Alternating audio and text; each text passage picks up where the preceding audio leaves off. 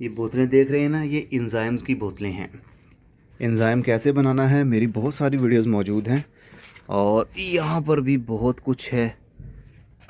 ये देख रहे हैं ना, ये सारे के सारे बैक्टीरियाज़ की बोतलें हैं। इनके अंदर बैक्टीरियाज़ और फंगस उनको मल्टीप्लाई किया हुआ है। इसका लिक्विड जाता है मेरी सॉइल के अंदर।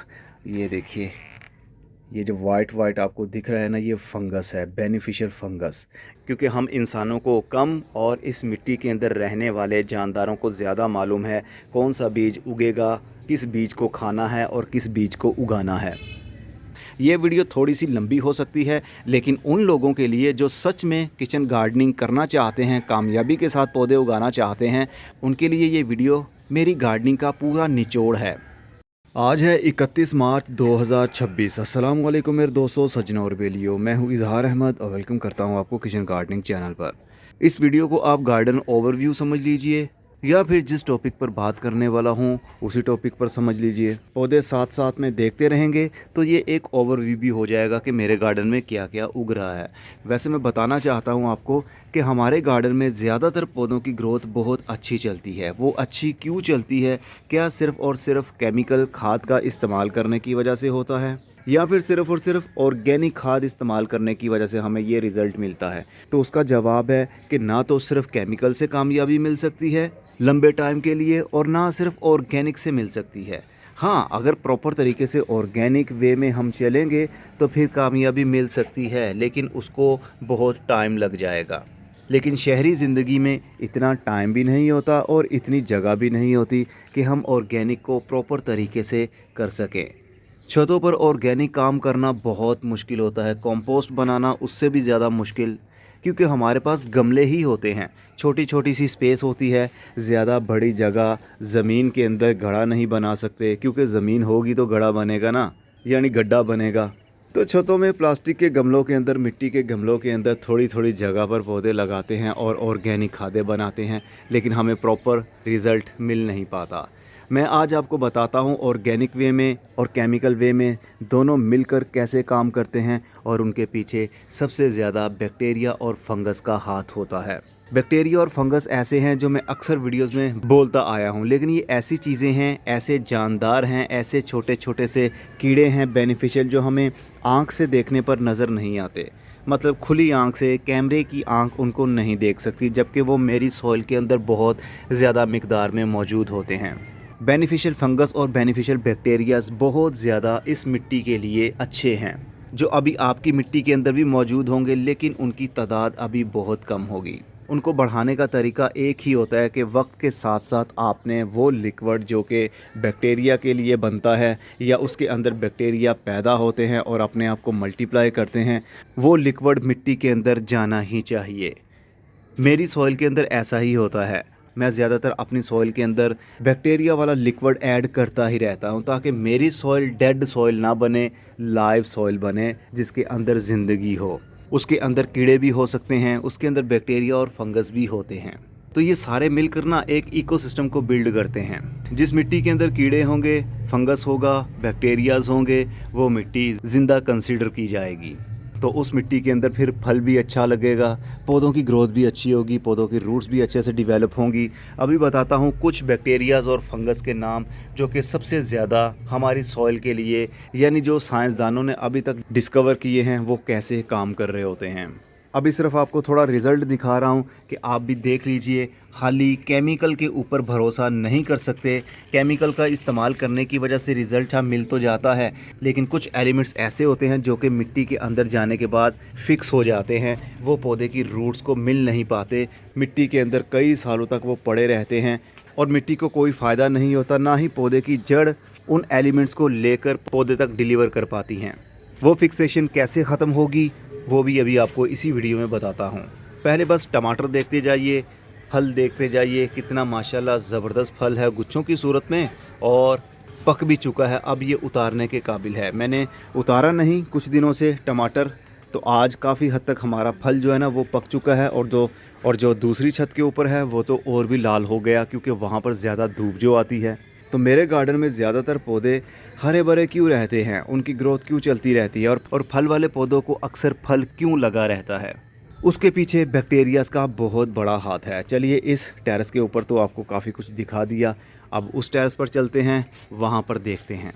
ये बोतलें देख रहे हैं ना, ये एंजाइम्स की बोतलें हैं। एंजाइम कैसे बनाना है, मेरी बहुत सारी वीडियोस मौजूद हैं और यहाँ पर भी बहुत कुछ है। ये देख रहे हैं ना, ये सारे के सारे बैक्टीरियाज की बोतलें हैं। इनके अंदर बैक्टीरियाज और फंगस उनको मल्टीप्लाई किया हुआ है। इसका लिक्विड जाता है मेरी सॉइल के अंदर। ये देखिए, ये जो वाइट वाइट आपको दिख रहा है ना, ये फंगस है, बेनिफिशियल फंगस।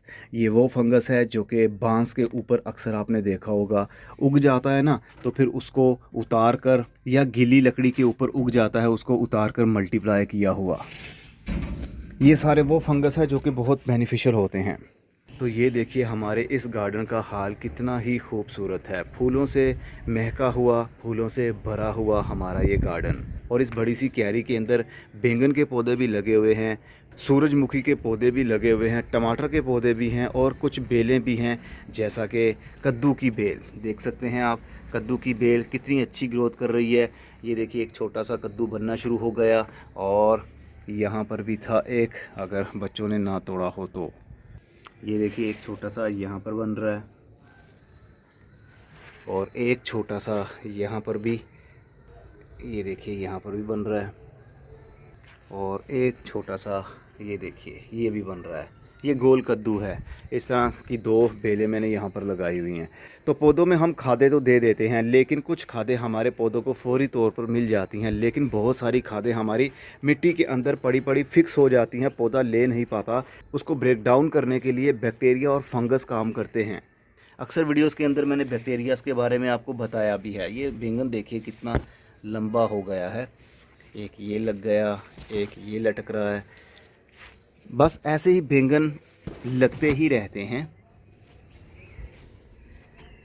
और यहाँ पर टमाटर, ये असल में थोड़ा सा गार्डन ओवरव्यू साथ साथ में हो रहा है, तो अभी आपको डिटेल के साथ मैं बताता हूँ बैक्टीरियाज और फंगस कितने ज़रूरी हैं हमारे पौधों के लिए, हमारी सॉइल के लिए, हमारी हेल्थ के लिए। तो जनाब, अब बात करता हूँ बैक्टीरियाज के ऊपर। सबसे पहले तो हम खुद बैक्टीरिया से ही बने हैं, मतलब हमारे पेट के अंदर भी बैक्टीरियाज ही हैं, जिसको गट बैक्टीरियाज कहते हैं। हमारा हाजमा, हमारे खाने को हज़म करने के लिए, हमारे मैदे के बैक्टीरियाज़, हमारी बड़ी आंत के अंदर रहने वाले बैक्टीरियाज़, ये सब कुछ क्या करते हैं, जो भी हम खाते पीते हैं उनको वो डिकम्पोज करते हैं, फटाफट से उनको हज़म करते हैं। और कुछ ही घंटों के अंदर अंदर, 12 घंटे के अंदर अंदर सारा जो हमने खाना खाया होता है उसका सारा अर्क हमारी बॉडी को लग जाता है, और जो वेस्ट होता है वो पोटी की सूरत में बाहर निकल जाता है। तो ये सब बैक्टीरियाज ही कर रहे होते हैं। दुनिया की कोई ऐसी मशीन नहीं है जो रोटी को 12 घंटे के अंदर अंदर डिकम्पोज करके उसके अंदर से सारे न्यूट्रिशन एलिमेंट्स को लेकर बाकी वेस्ट को बाहर निकाल दे। ये इंसान के अंदर रहने वाले बैक्टीरियाज ही हैं। तो मिट्टी के अंदर भी बैक्टीरियाज हैं, जैसा कि एजोस्पिरिनम, एजोटोबैक्टर, राइजोबियम। ये ऐसे बैक्टीरियाज हैं जो हवा से नाइट्रोजन को लेते हैं और पौधे को फराहम करते हैं। क्योंकि पौधा नाइट्रोजन लेता तो है, मगर हवा से वो नाइट्रोजन ले नहीं सकता, इसलिए हमें यूरिया की सूरत में मिट्टी में ऐड करना पड़ती है नाइट्रोजन। लेकिन बैक्टीरियाज खुद ब खुद ही हवा से, इन्वायरमेंट से ये चीज़ें लेते हैं और पौधे की रूट को फराहम करते हैं। और अक्सर फास्फोरस तो हमारी मिट्टी के अंदर फिक्स हो ही जाता है, वो पौधा उठा नहीं पाता, तो हमें ह्यूमिक एसिड का इस्तेमाल करना पड़ता है, कभी मैग्नीशियम सल्फेट का इस्तेमाल करना पड़ता है, सोइल कंडीशनर का इस्तेमाल करना पड़ता है, ताकि हमारी मिट्टी के अंदर जो एलिमेंट्स बाउंड हो चुके हैं, लॉक हो चुके हैं, वो अवेलेबल फॉर्म में आ जाएं और पौधे की रूट्स उनको वहाँ से लेना शुरू कर दें। लेकिन ये काम तो पहले से बैक्टीरिया और फंगस कर ही रहे थे, लेकिन हमने ज़्यादा केमिकल का इस्तेमाल करके और ऑर्गेनिक का गलत इस्तेमाल करके इन बैक्टीरियाज़ को मार दिया या फिर बहुत कम कर दिया, जिस वजह से हमें खाद देनी पड़ती है बार बार, ताकि हमारे पौधे चलते रहें। लेकिन ऑर्गेनिक में आपको बार बार खाद देकर अच्छा रिज़ल्ट हासिल करने की ज़रूरत नहीं होती, क्योंकि सॉइल के अंदर आपने अगर ऑर्गेनिक मैटर अच्छे तरीके से थोड़ा थोड़ा करके बार बार इस्तेमाल किया है, तो फिर वो मिट्टी के अंदर पड़ा हुआ है और बैक्टीरियाज और फंगस उनमें से अर्क निकाल कर आपके पौधे को दे रहे हैं एलिमेंट्स की सूरत में, जैसे नाइट्रोजन, फास्फोरस, पोटेशियम, जिंक और दूसरे एलिमेंट्स। फास्फोरस सोल्युबलाइजिंग बैक्टीरिया, ये ऐसा बैक्टीरिया है जो कि मिट्टी के अंदर से फॉस्फोरस जो कि पड़ा हुआ है, लॉक है, किसी काम का नहीं है, उसको अवेलेबल फॉर्म में लाता है। और लैक्टिक एसिड बैक्टीरिया कमाल का बैक्टीरिया है, चीज़ों को डिकम्पोज करने के लिए। पत्ते गिर जाते हैं जो मिट्टी के ऊपर और वो कुछ ही हफ्तों के अंदर फुली डिकम्पोज हो जाते हैं। मेरी मिट्टी के अंदर ऐसे ही बैक्टीरियाज़ हैं। अक्सर मैंने आपको बताया कि मैं मल्च भी करता हूँ मिट्टी के ऊपर, लेकिन वो कुछ ही हफ्तों के अंदर अंदर सारे के सारे डिकम्पोज हो जाते हैं। जो भी मल्चिंग मटेरियल मैं इस्तेमाल करता हूँ वो मिट्टी का हिस्सा बन जाते हैं। वो क्यों बन जाते हैं? क्योंकि इनके अंदर बैक्टीरियाज़, जिनमें लैक्टिक एसिड बैक्टीरिया भी एक ऐसा कीड़ा है जो कि जल्दी ही डिकम्पोज करता है और बैड बैक्टीरियाज़ को कम करता है, स्मेल को कम करता है, जो कि ऑर्गेनिक मैटर में से आती है। और इन बैक्टीरियाज़ के अलावा माइकोराजा एक ऐसा फंगस है जो कि जड़ के साथ मिलकर नेटवर्क बनाता है, पानी और दूसरे एलिमेंट्स को वो जज्ब करता है और पौधे की रूट्स को फराहम करता है। कमाल का दोस्त हुआ ना हमारा ये। और अभी यहाँ पर बात ख़त्म नहीं होती। ट्राइकोडर्मा भी एक ऐसा फंगस है। जी हाँ, फंगस का नाम सुनकर हम परेशान हो जाते हैं और फंजीसाइड लाकर मिट्टी में ऐड भी करते हैं। अक्सर आपने वाइट पाउडर जो कि फंजीसाइड के रूप में पानी में हल करके मिट्टी में डाला होगा। उससे बुरा फंगस भी ख़त्म हो जाता है और अच्छा फंगस भी ख़त्म हो जाता है, क्योंकि जहर किसी का दोस्त थोड़ी होता है। ट्राइकोडर्मा क्या करता है कि मिट्टी के अंदर जो ख़तरनाक फंगस मौजूद है ना, जो कि आपके पौधे की जड़ को रोट करते हैं, गला देते हैं, पौधे की अचानक से ग्रोथ रुक जाती है, पौधे के पत्ते लटक जाते हैं, तो ट्राइकोडर्मा उनको कंट्रोल करता है, डिजीज़ से बचाता है आपके पौधे की जड़ को। पौधे की जड़ महफूज रहेगी तो आपका पौधा बढ़ता रहेगा। तो ये कुछ कॉमन से बैक्टीरियाज़ के नाम थे जो अभी तक साइंसदानों को ये लगा कि इनकी वजह से पौधों की ग्रोथ बहुत अच्छी होती है। लेकिन कुदरत ने इनके अलावा क्या क्या बनाया है, कौन कौन से बैक्टीरियाज़ हैं जो कि अभी डिस्कवर करना बाकी हैं, आने वाले सालों में वो भी डिस्कवर होते रहेंगे। तो इनका इस्तेमाल समझ लीजिए ऐसी फ़ौज का है, ऐसी लेबर का है जिन्हें आपको खाना भी देना पड़ेगा, इनकी तादाद को बढ़ाना भी पड़ेगा। इनकी तादाद को बढ़ाने के लिए आप गुड़ का इस्तेमाल कर सकते हैं। अक्सर वीडियोस में बताया मैंने, जो भी बैक्टीरियाज़ को आपने मल्टीप्लाई करना हो, फंगस को मल्टीप्लाई करना हो, तो गुड़ उनका खाना है या चीनी उनका खाना है। सीधा सीधा बोलूं तो शुगर उनका खाना है। शुगर मिलेगी तो वो मल्टीप्लाई हो जाएंगे, लेकिन शुगर आप बार बार तो दे नहीं सकते। और जब वो मिट्टी के अंदर चले जाएंगे, उनका सही खाना क्या होगा? बायोमास। आपके किचन का वेस्ट, सब्जियों के छिलके, पत्तों के छिलके, भले वो सूखे हुए हों भले वो हरे हों, जैसे ही मिट्टी के साथ वो लगेंगे डेड टिश्यूज़, तो बैक्टीरियाज़ उनको खाने लगेंगे। बैक्टीरियाज़ और फंगस को मालूम है और केचुए को भी मालूम है डेड टिश्यूज़ को खाना है, लाइव टिश्यूज़ को नहीं खाना। मतलब कौन सा पत्ता, कौन सा पौधा, कौन सी जड़ मरी हुई है उसको खाना है, कौन से बीज खाने हैं, कौन से उगाने हैं, ये सॉइल के अंदर रहने वाले बैक्टीरियाज़ और फंगस को भी मालूम है। आप बीज लगाते हैं, अगर वो सही बीज हो तो वो उग जाता है, अगर ख़राब बीज होगा वो नहीं उगेगा बल्कि वो गल जाएगा। क्यों गल जाएगा? क्योंकि हम इंसानों को कम और इस मिट्टी के अंदर रहने वाले जानदारों को ज़्यादा मालूम है कौन सा बीज उगेगा, किस बीज को खाना है और किस बीज को उगाना है। तो बैक्टीरिया, फंगस और केचुआ हमारे दोस्त हुए जो कि दिन रात काम करते हैं। दिन हो या रात हो, उनका मिशन कभी रुकता नहीं है, वो चलता ही रहता है और अपनी तादाद को बढ़ाते ही रहते हैं। और बात यहाँ पर ख़त्म नहीं होती। बैक्टीरिया, फंगस जब मर जाते हैं तो वो कहते हैं ना कि ज़िंदा हाथी 1 लाख का और मरा 1.25 लाख का। तो बैक्टीरिया, फंगस जब मर जाते हैं वो एलिमेंट्स का भंडार होते हैं। मरने के बाद उनकी बॉडी के अंदर जितने भी एलिमेंट्स थे वो सारे के सारे मिट्टी के काम आते हैं और फिर जड़ के काम आते हैं। चलिए, बैक्टीरियाज़ की काफ़ी तारीफ़ें तो आपने सुन ली। अब मैं थोड़ा सा आपको बता देता हूँ मोटी मोटी सी बात, ताकि आपको मज़ीद समझ लग जाए और आप भी अमल करना शुरू कर दें। केमिकल खाद, ऑर्गेनिक खाद दोनों अच्छी खादें हैं, लेकिन बैक्टीरियाज़ और फंगस के लिए केमिकल बहुत ख़तरनाक है। वो कौन सा केमिकल ख़तरनाक है? खाद नहीं, केमिकल खाद आप दे सकते हैं, वो तो पौधे की ज़रूरत है, वो तो एलिमेंट्स का भंडार है जो हम मिट्टी में डाल रहे हैं। उनमें से कुछ पौधे ले लेते हैं फौरी तौर पर और कुछ वो फिक्स हो जाती है मिट्टी के अंदर ही, और उनकी फिक्सेशन को तोड़ने के लिए, ब्रेक डाउन करने के लिए बैक्टीरिया और फंगस काम करते हैं और फिर से उसको अवेलेबल फॉर्म में लाते हैं और पौधे की जड़ को मिल जाती है। तो केमिकल खाद इनको मारती नहीं है बल्कि इनको फीड करती है। बैक्टीरिया और फंगस को मारता है तो chemical pesticide, chemical herbicide, chemical fungicide. जब ये मिट्टी के अंदर जाएंगे तो बैक्टीरिया और फंगस मर जाएंगे। तो अभी यही हुआ। कई सालों से मैं गार्डनिंग करता आ रहा हूँ, कभी आपने देखा हो या सुना हो मुझसे कि मैंने मिट्टी के अंदर कोई फंजीसाइड डाल दिया या फिर कोई कीड़े मारने वाला जहर पानी में हल करके मिट्टी में डाला? कभी भी नहीं आपने देखा होगा, क्योंकि मैं इस चीज़ के अगेंस्ट हूँ। आपने मिट्टी के अंदर जब केमिकल जहर वाला डाल दिया, कीड़े मारने वाला या फिर जड़ी बूटियां मारने वाला, तो जितने भी बैक्टीरिया और फंगस और दूसरे कीड़े हैं जो हमारी मिट्टी को दिन ब दिन नरम बनाते हैं, पोरस बनाते हैं, ऑक्सीजन एरेशन इसके अंदर ऐड करते हैं, हमें बार बार गोडी करने की ज़रूरत नहीं पड़ती। जब भी हम मिट्टी को उठाएंगे, चाहे वो गीली हो चाहे वो सूखी हो, उसको हल्का सा हाथ लगाएंगे तो वो बिखर जाएगी। इतनी ज़बरदस्त मिट्टी को ये बना देते हैं।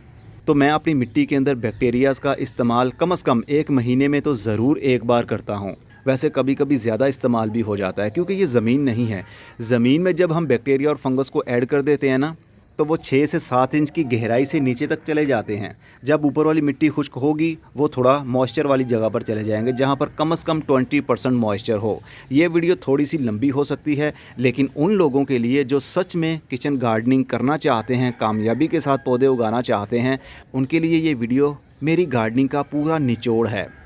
जो बात मेरे जहन में आ रही है मैं आपको बताता जा रहा हूँ। गमलों के अंदर गहराई कम होती है, गमलों के अंदर मिट्टी कम होती है, गमले छतों पर होते हैं, ज़मीन का इम्पैक्ट गमलों में हम दे नहीं सकते, तो बैक्टीरियाज़ हमें घर में बार बार ऐड करना पड़ते हैं। अक्सर मैं कहता हूँ ना, 80% मिट्टी खुश्क हो जाए, सब्ज़ी वाले पौधों को आपने तब पानी देना है। तो जब मिट्टी 80% खुश्क हो जाएगी तो मिट्टी सबसे पहले ऊपर वाली साइड से ही खुश्क होना शुरू होगी, और जैसे जैसे ये खुश्क होती जाएगी, जितने भी इसके अंदर बैक्टीरियाज और फंगस है वो अपने आप को बचाने के लिए मॉइस्चर के साथ लगे रहेंगे और वो भी साथ साथ में मूव होकर नीचे चले जाएंगे। कितनी गहराई में? सिर्फ 6 से 8 इंच की गहराई तक वो जा सकते हैं। इससे ज़्यादा वो नीचे जाएंगे तो ऑक्सीजन उनको मिल नहीं पाएगी। तो अगर ऊपर वाली 6 इंच की मिट्टी खुश्क हो गई तो फिर बैक्टीरिया और फंगस काफ़ी हद तक मर जाएंगे, कुछ डोरमेंट हो जाएंगे। तो जैसे ही हम पानी देंगे फिर से वो मल्टीप्लाई होने लगेंगे, लेकिन मल्टीप्लाई होने के लिए उनको खाने की ज़रूरत होती है, जो कि हम मिट्टी में बहुत कम डालते हैं। गाय का गोबर तो हम भर भर के डालते हैं, जिसकी वजह से फ़ायदे की बजाय नुकसान होता है।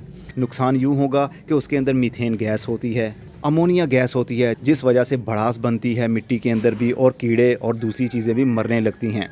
अगर वो गोबर सही से डिकम्पोज़ किया होगा तो फिर फ़ायदा होगा, लेकिन लिमिट के अंदर रहकर। दूसरी खादें आप ज़्यादा इस्तेमाल कर सकते हैं, जैसा कि पत्तों की खाद है। ये जितने भी पत्ते हों इनको डिकम्पोज़ कर लीजिए या फिर सुखा लीजिए।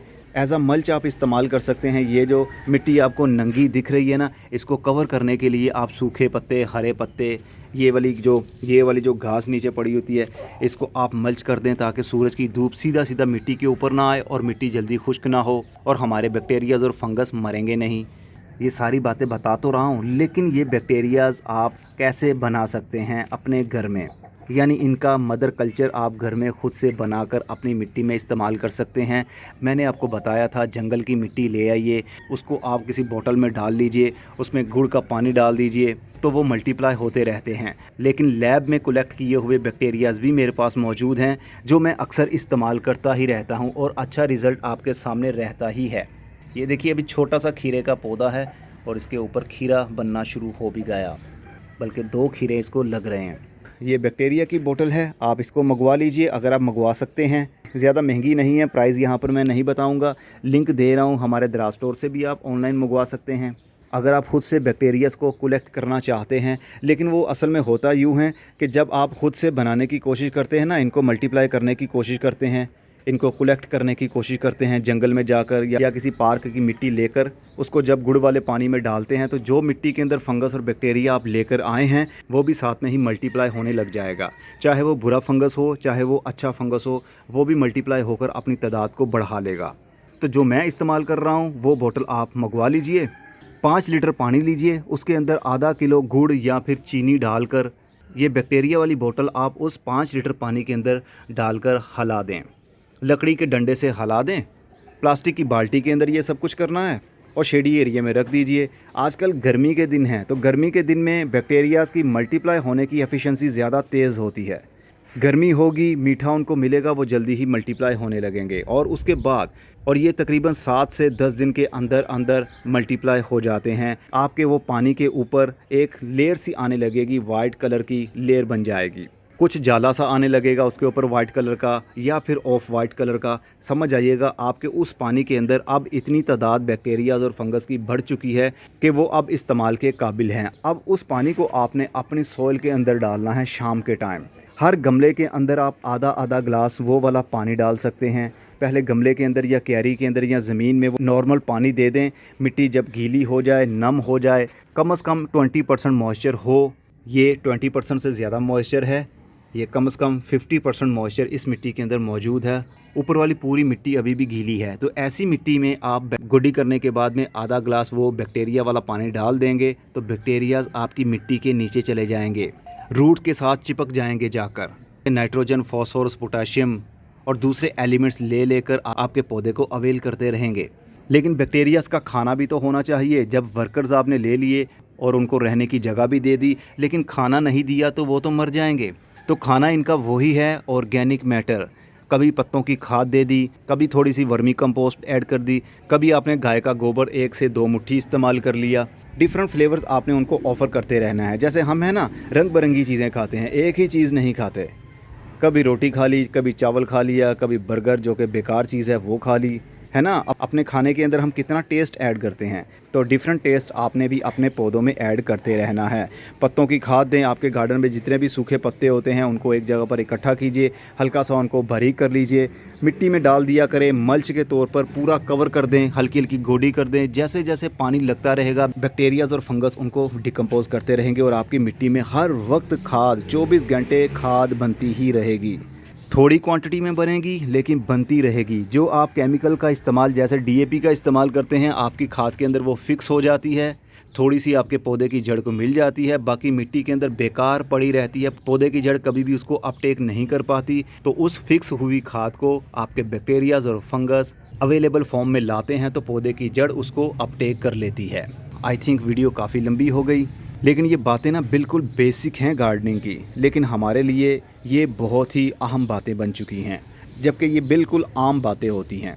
जिसने गार्डनिंग करनी है उसको बैक्टीरियाज को समझना पड़ेगा, फंगस को और दूसरे कीड़ों को समझना पड़ेगा। अब मैं चलता हूँ, अगली वीडियो में फिर किसी नई इन्फॉर्मेशन के साथ मिलेंगे। तब तक अपना बहुत सारा ख्याल रखिएगा। खुदा हाफिज़। अगर आप हमारी पेड व्हाट्सएप सर्विस लेना चाहते हैं तो इस नंबर पर व्हाट्सएप मैसेज करें, आपको डिटेल बता दी जाएगी।